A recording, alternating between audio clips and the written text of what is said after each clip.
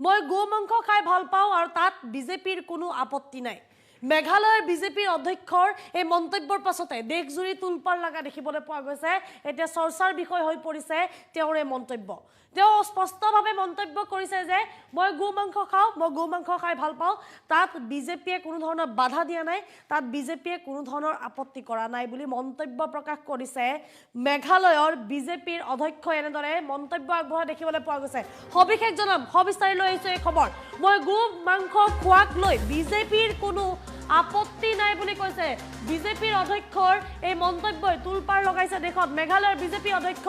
আৰ্নেছ মাব্ৰিৰ এই মন্তব্যৰ পাছতে এতিয়া চৰ্চাৰ বিষয় হৈ পৰিছে তেওঁ এই মন্তব্যক লৈ এতিয়া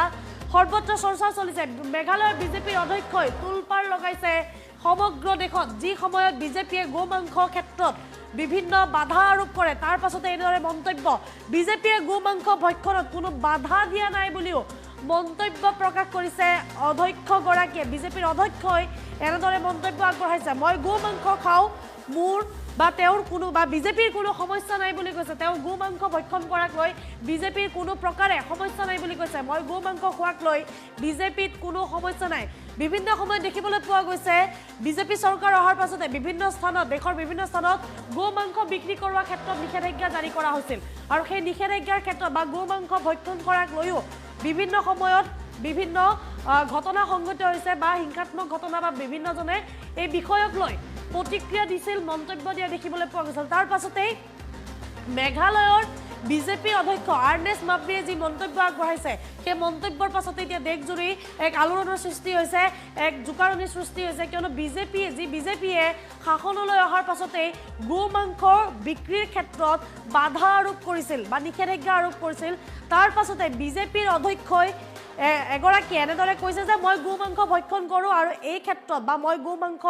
গ্ৰহণ কৰাক লৈ বিজেপিৰ কটুৱে আপত্তি নাই বুলি কোৱাৰ পাছতে এতিয়া সৰ্বত্ৰে তুলপাৰ লগা দেখিবলৈ পোৱা গৈছে এয়া আছিল মেঘালয়ৰ যি বিজেপিৰ অধ্যক্ষ সেই বিজেপিৰ অধ্যক্ষৰ